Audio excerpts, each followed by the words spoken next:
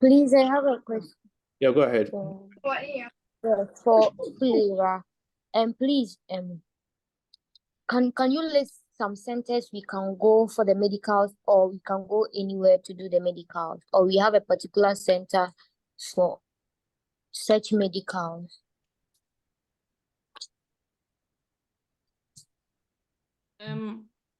But Farouk, is this for me? I heard my name whilst I was joining. Oh yeah, I think Yes, please. she's trying to find out which centers you do recommend. I know I did mine at Akai, which was like some 10. Yeah, it's still the same. Akai Clinic. It's around Cantonment. Oh, okay.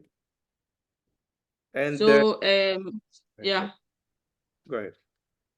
So just I don't know. Look for Akai Clinic. Just put it in. Maybe if you are using Uber or anything, and it will take you straight to the place.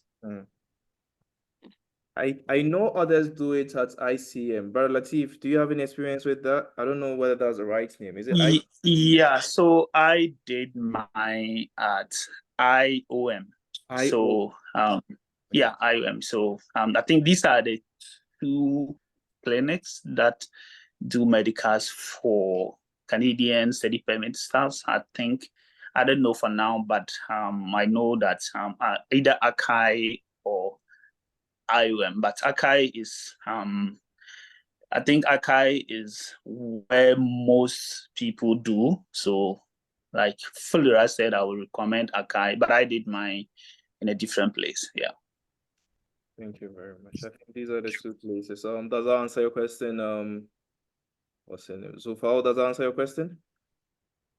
If there are any follow-ups, please let me know.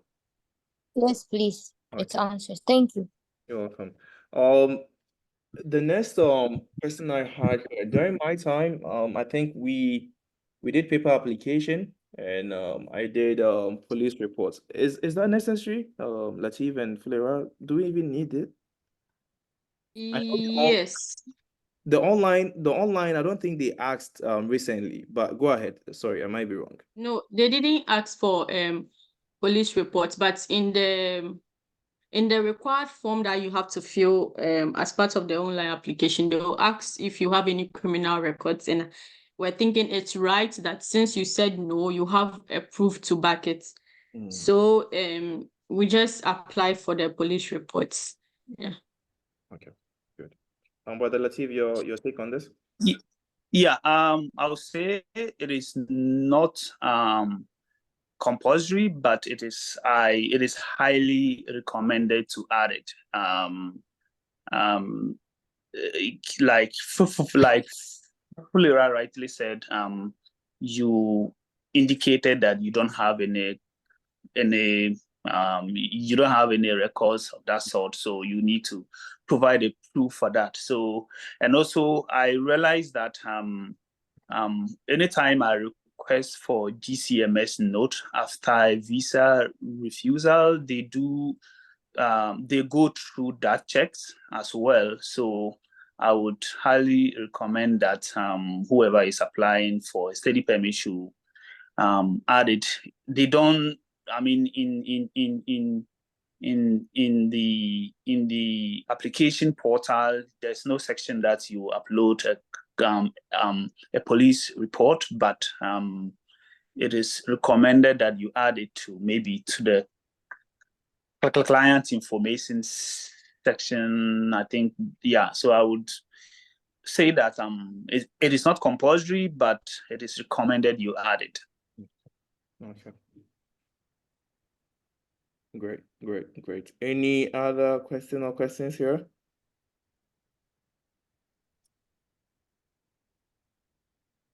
Brother Farouk, there's a question in the chat. It says, what if you are overseas in a G7 country and applying to Canada? I don't know about this. Same here. I wouldn't be able to tell.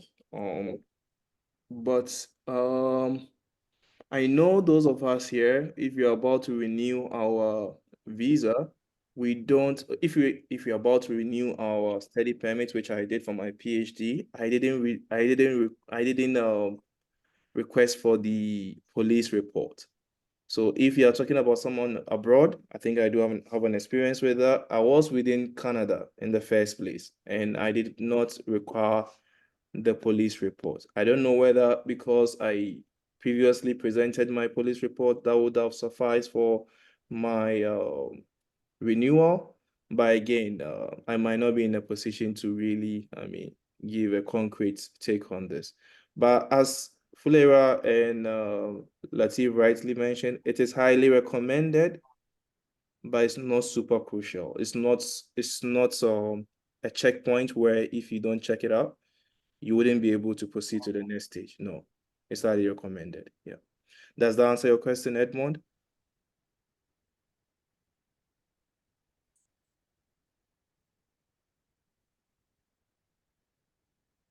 Yeah, so where are we supposed to do the police clearance? I think I did mine at the police headquarters. Fuller, where did you do yours? Yeah, same. I did it at the police headquarters, and like it takes time, unless of course, Yeah, you know someone. yeah, So yeah. so you would want to apply it early if you are using like the long waiting time. I know it expires in 6 months, so you can make your calculations and see when all your documents will be ready. So you apply for that first. So whilst you are taking care of other documents, it might come at the same time and you apply. But if you did yours at the same place or somewhere different? Yeah. I did mine at the same place. So yeah. Yeah, I did mine there too. It was fairly easy to get. I think in 2 or 3 days, as Fulera rightly mentioned, if you had to know someone, it's kind of hastens the whole process. All good? Any questions so far? So remember, our discussion for today, we started by looking at what we needed to do right away. So first of all, we needed to secure our place, and to secure our place, we need to send the official transcript.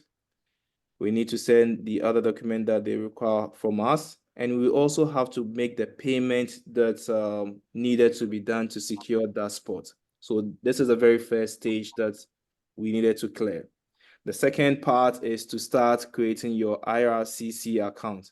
Now, the good news is we do have the video from Fulera, which I mentioned here, to walk us through how to create the account, get to know how to answer the questions, just so you wouldn't mess up the whole process.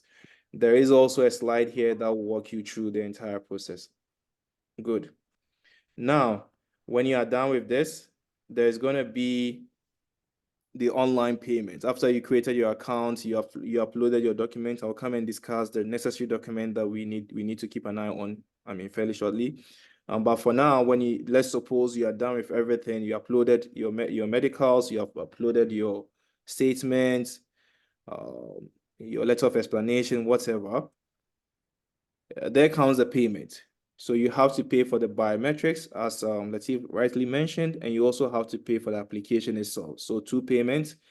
And for that, it's going to be online if your application is done online. There as well, again, let's be a bit more mindful with Fulera's time. If you need help with using her credit card, connect with her. She can assist you with the payments online. Then again, after that, you receive your letter basically asking you to come to the embassy to do your biometrics or give your biometrics.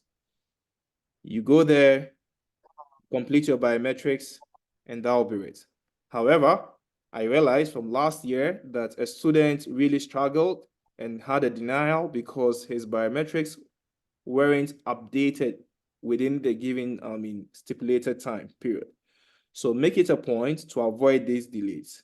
So if you have any delay, you can send what we call the web form, or send a direct email to them, or send a colleague in Canada. If you know a colleague in Canada, ask them to go to the MP's office to register your delay with the embassy. So this is a very powerful comment.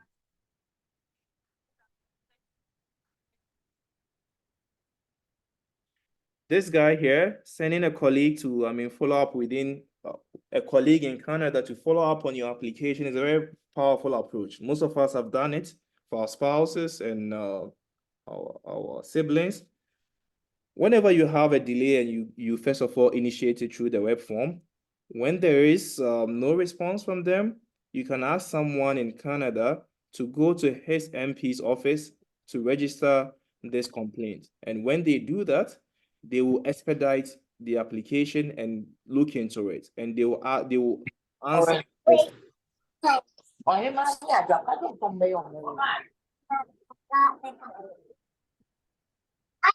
Guys, can you guys just mute when you join?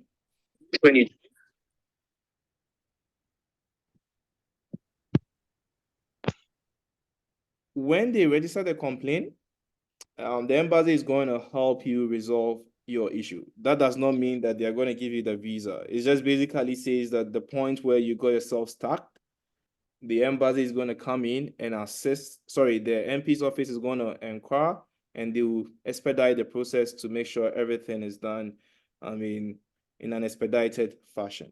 So that's basically it. So whenever you experience any delay from the biometric side of things, let us know.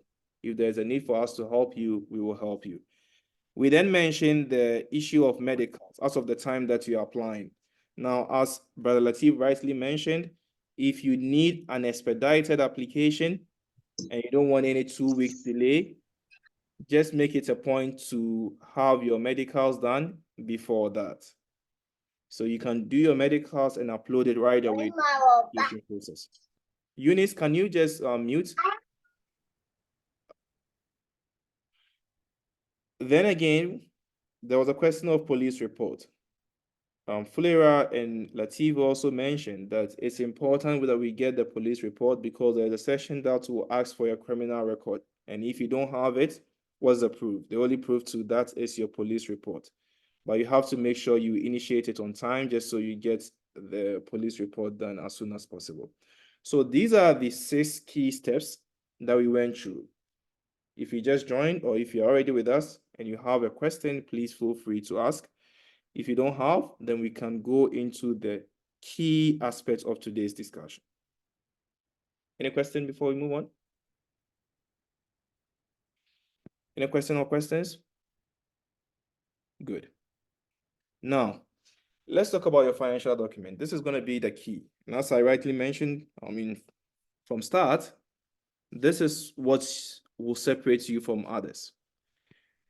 So first of all, as you apply, they would like to make sure that not only do you have the mental acumen or whatever to study in Canada, they also want to know whether indeed you do have the financial support to go through your graduate studies. And as Latif mentioned, there seems to be a major issue in Canada right now. There's housing crisis, there's cost of living crisis and whatnot. And the only way the government have seen to be a bit more feasible to reduce such pressure is to reduce the number of international students coming in. And they can only do that by looking at your financial statements. If your financial statement is good, it's good. That means when you have to come in, you can afford the housing, you can afford whatever. But if you don't have it, then you're going to be a burden on them. So basically, the key issue here, and I think I will give Latif the floor to explain further, is there is that fear that international students come in without adequate funding and they become a burden on the government. So as you prepare for your visa, make it a point that you have a very, very good financial statement. This might be coming from your uncle, your dad, your auntie, whoever. Make sure this is a very, very good statement. And by good statement, I mean very solid balance. Then if he or she has any property, make sure you add the property documents to it. I think during Fulera's time, or I think a colleague's time, we added the land, the building, whatever. If there is any property to show that this particular person who is trying to sponsor you has enough funds, add those documents to it. Then, if you have any scholarship from the school, you make it a point to add that scholarship to it as well, together with your funding letter. Some of you might not have the full funding like UMGF or other scholarship from other schools, but you might have the entrance scholarship. Make sure you add that letter to it as well. Then make sure you get an affidavit. Now, what do we mean by an affidavit? Here, if the one sponsoring you is not directly related to you, like your dad or your mom, then there is a need for you to get an additional document to show that this guy indeed is willing to sponsor your education. So you have to get an affidavit from the court indicating that this is your uncle and he or she is interested in sponsoring your education. To get an affidavit, I believe is fairly easy. You can go to the High Court and get it right away. And any evidence of relationship. So if your dad is the one sponsoring you, then I believe your dad will have his or her name on your birth certificate. So you can use your birth certificate to show the relationship between you and your dad. That's fairly simple. But if it's not your dad, as I mentioned earlier, make it a point to get an affidavit to support the document that you secure from your uncle or any distant relative. That's going to be very important. Then again, still on the financial document, this is going to be very important. If you miss this side, I'm afraid your application is just going to be thrown out of from the get-go. If you have your uncle and your auntie, and the two of them are willing to sponsor you, that's another great idea. The two of them can sign a joint letter indicating that they are willing to sponsor you. You have an affidavit from the two of them, and everything will be joint, and they will have a joint letter to show for it. So when you come filling out the forms for the Canadian side of things, you tell them that it's my uncle together with my auntie, or my uncle together with my dad. They are the two sponsoring my application, and at the end of the day, this guy is giving me 10,000, this guy is giving me 100,000, and I have 110,000 to support my application. So if it's only one person sponsoring you, have a look at the account. If the account is shaky, make sure you go get someone to further support the application. Don't rely on only one single individual. It's going to be very risky. Joint application, joint letter of sponsorship is advisable here. Then you have to go in and understand the province you are going to be in. So Brother Latif and Fulera, they are in the prairies, which is basically Manitoba and Saskatchewan. There, the cost of living is not that much. And as Linda rightly asked from the onset, she doesn't know how much the tuition fee is going to be. Here, you have Fulera and you have Latif to guide you or tell you, okay, this is how much the tuition fee is going to be in the prairies, give or take. This is how much your room and board is going to be. This is how much maybe your insurance might be for the first few months when you don't have insurance. This is how much you should budget for in terms of your transport. This is how much you should budget for in terms of entertainment, books, and whatnot. So that will give the visa agent a clear understanding that this guy really understands what he or she is doing because his calculation is on point. But if you rush without knowing the cost and without knowing how to get the statement right, I'm afraid it's like your Achilles heel. They will just butcher you and go like, hey, you don't have enough funds, or you just don't understand what you are applying to get. So basically, this is going to be it. So whenever you are done everything, you've gotten your available balance and the cost of living, make sure you pass it through your mentor. If, for instance, you are coming to Saskatchewan and I realize that Latif would be a very good match to guide you, you just show Latif the main document. Okay, this is the main document that I have for the account creation. This is where they ask for my cost and my available funds. Does this make sense? If he goes like no, then please don't submit it. Go back and do your homework. He will tell you what to fix. this is the key, and this is what I've seen. I mean, in the past, God knows how many years, 10 years or so, to be the main issue that we have whenever we apply to schools in Canada, not getting this side right. So I'm going to pause here. I've said a lot. Latif and Fulera, please take over. You guys can come in with your questions, and we are happy to, answer them if need be.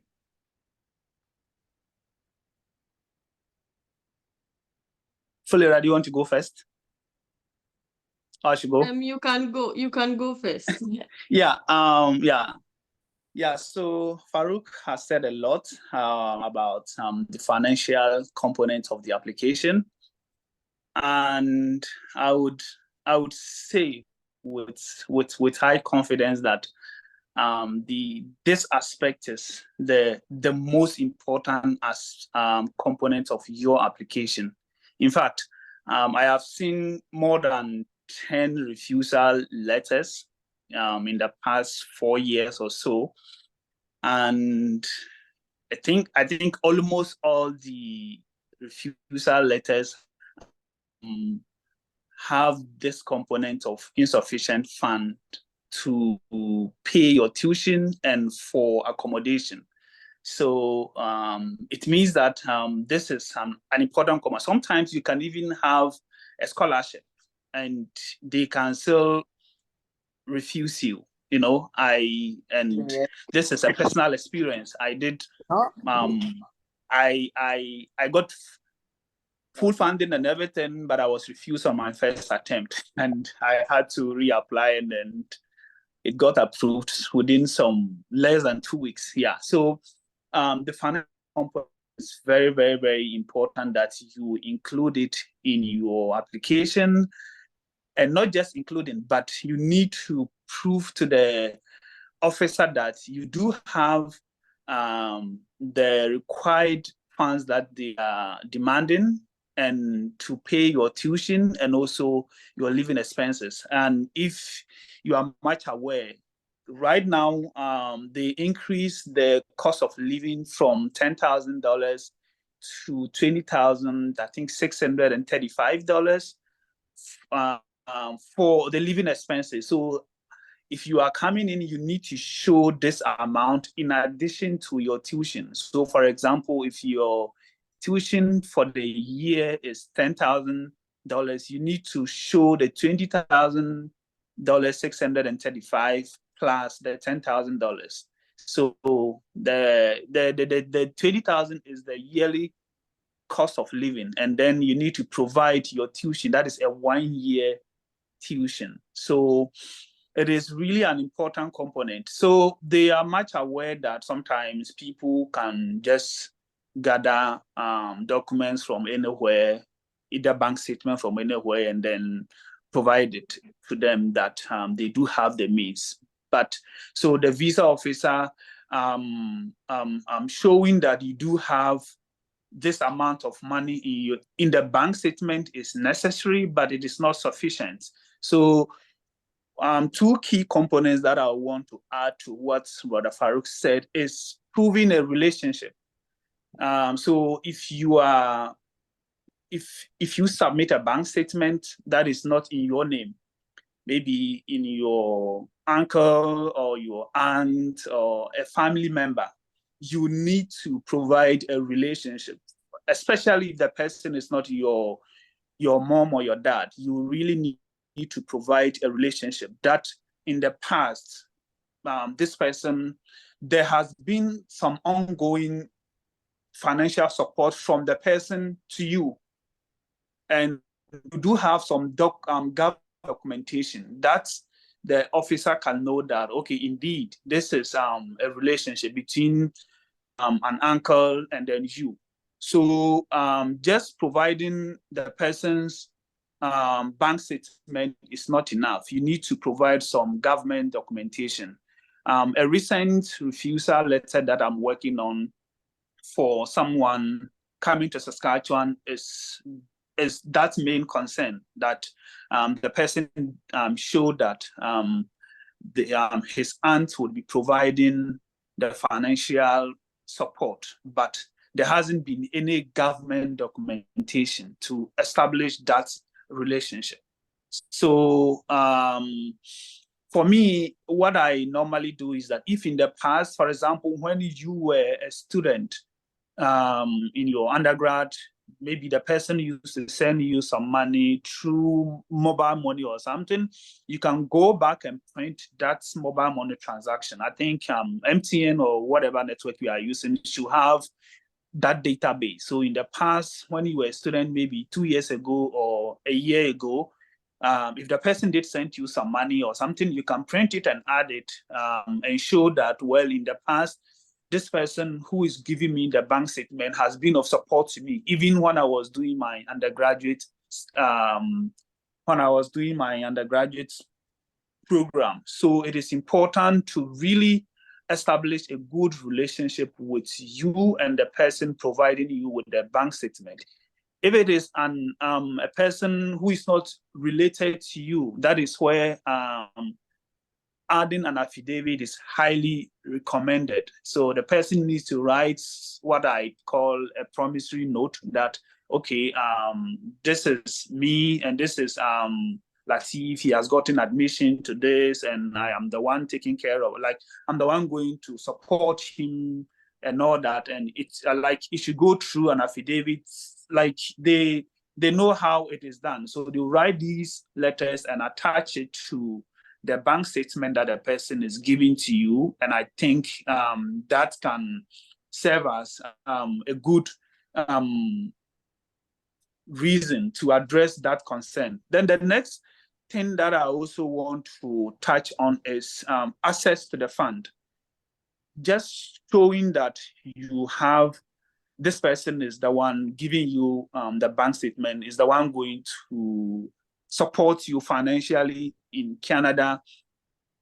Again, it's necessary, but it's not sufficient. You need to you need to convince the officer that you do have access to those funds. So, and that goes back to establishing a relationship, maybe some ongoing financial support, or in the past, if the person has been of financial support to you, do you have any documents to show that? So that might convince the officer that, well, since this person has been supporting you in the past, then it means that this person is capable to again support you in your in Canada. So proving to the officer that you do have access to those funds is very, very important. So these are the two major things that I would add to what Brother Farouk said. So establishing a relationship, a strong relationship, and then also proving to the visa officer that you do have access to whatever money that you are mentioning in your bank statement. Yeah, thank you.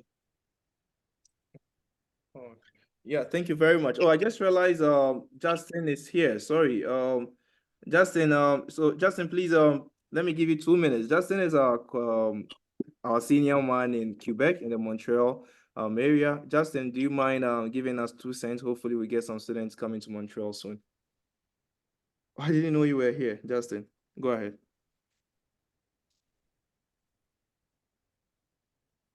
Okay, he needs to leave. Okay, no problem. No Hello. problem. Yeah, Justin, I go was ahead. muted. I just realized I was muted. Yeah. Yeah. Once again, congratulations to everyone who has gotten their Mm. visas, their applications, admissions. Yes. So for the Quebec part, it's mostly the same as the normal Canadian application. The only difference is that you'd have to apply for a CAQ first. So the CAQ is kind of like the Quebec visa, but the process is shorter. And it takes about 1 to 2 weeks for you to receive your CAQ. So after you receive your CAQ, then you can go ahead to apply for the Canadian visa. After the processes, they are the same. You just need the same documentations and everything as they've spoken so far. So if there's anyone who is going to Quebec or anything and they need like specific information, they can just contact me and I'll see how I can help them. Sure. But the general application process is the same. Sure. Yeah. I think I'll surely get the engineering students to come to you as well, because you do have a very good document on the engineering side, the statement you wrote for the visa. I think that'll be a very good Yeah. topic for them to rely on. So yeah, so for those going to Quebec, Justin is going to be of great importance to us, and I'll organize a session if need be, for him to walk us through the whole process as well. Okay. Sorry, Justin, I just realized you were here. Sorry about that. No problem. Okay, I'll connect with you That- soon. Yeah. Okay. All the best. Thank you very much, Justin. Take care. So I barely Yeah, have you too. 8 minutes to finish. Fulera, I'll give you a minute and to just hammer on the financial side, and we just move on to the other document. Okay, yeah. You guys have said pretty much everything. I just want to give a tip that I've seen instances where people use bank statements from companies, and like in those instances they were denied, unless of course I don't know. So if you are using a bank statement, I would advise that, I don't know if there is a process to using a bank statement from a company, but maybe you shouldn't use a bank statement from a company. Yeah.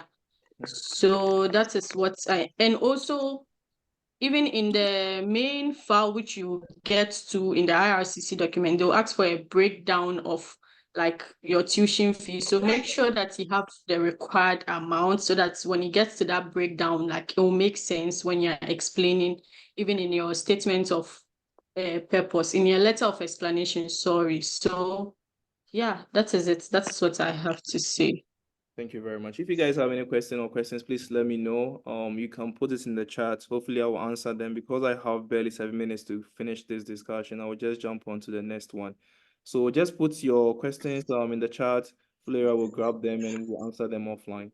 Now the next part, as Fulera rightly mentioned, can you guys just mute if you don't mind, guys?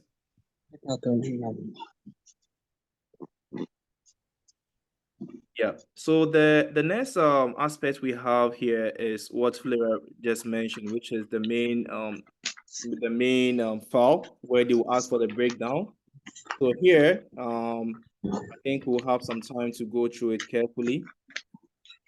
This is going to be the main one. Who is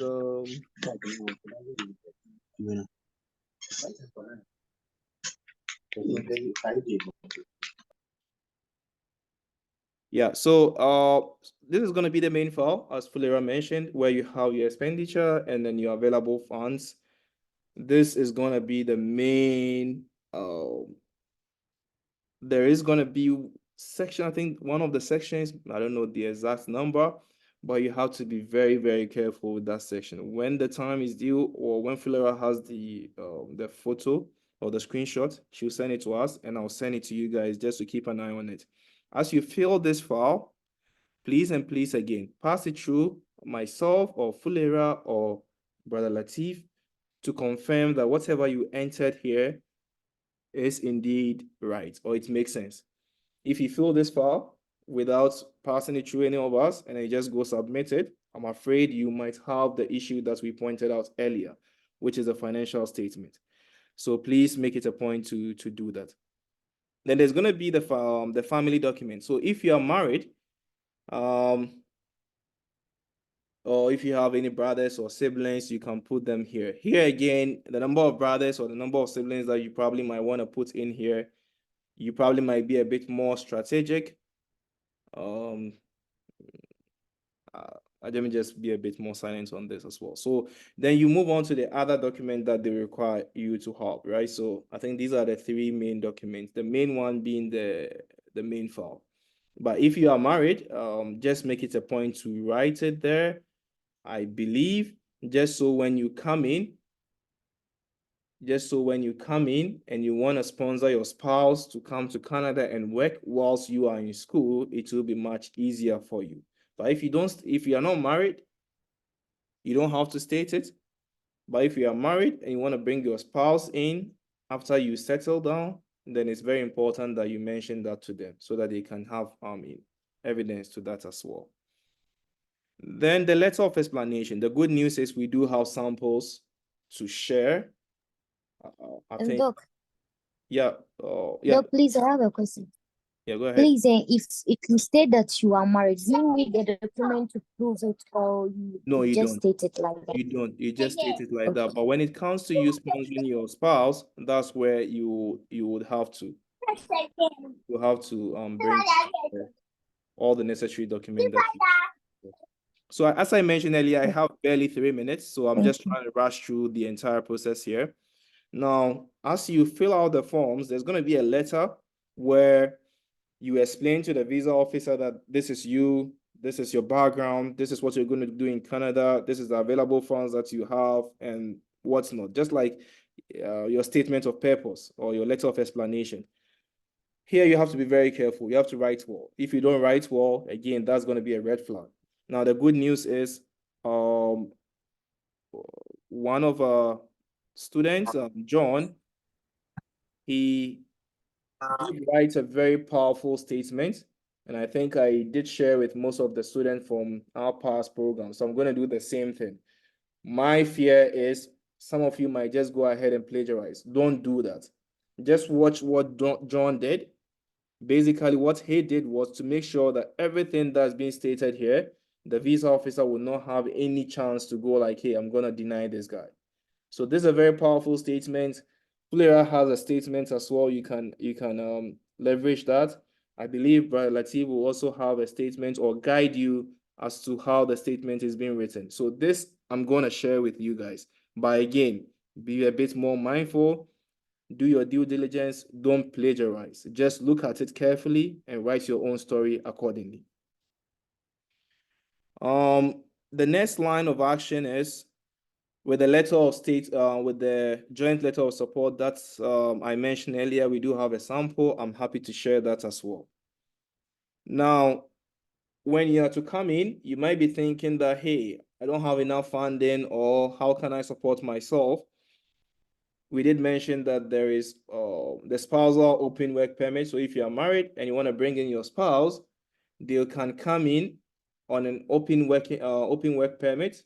Here again, we do have the document to support, but this is going to be like somewhere in the future. This is not immediate. You don't necessarily have to consider this. Your primary objective now is to get yourself in Canada. When you come in and you would like to bring in your spouse to help you whilst you are in school, you can then connect with us and we can share the document and tell you this is how to go about it, and you can apply for your spouse to join you. Fulera has an experience. Fulera, can you share just a second or two experience? I think I have just barely a minute to go. Yeah, so for spousal open work permits, after you are here, you can sponsor your spouse so far as you have marriage certificates, other things like I think pictures, and yeah, like when it gets to that point, we can help with the process. Yeah. And Brother Latif, have barely a minute, so please complete this session for us, and I'll send the recording later. Yeah, so I think I personally didn't use that process, but I think once you are able to come in, you can always apply for your partner to join in, and then in that way the person gets access to open work permit, and the person can work whilst you are still a student. Yeah. Good. Thank you very much, everyone. So this is what we've covered for today. Hopefully you get to use the documents. Hopefully you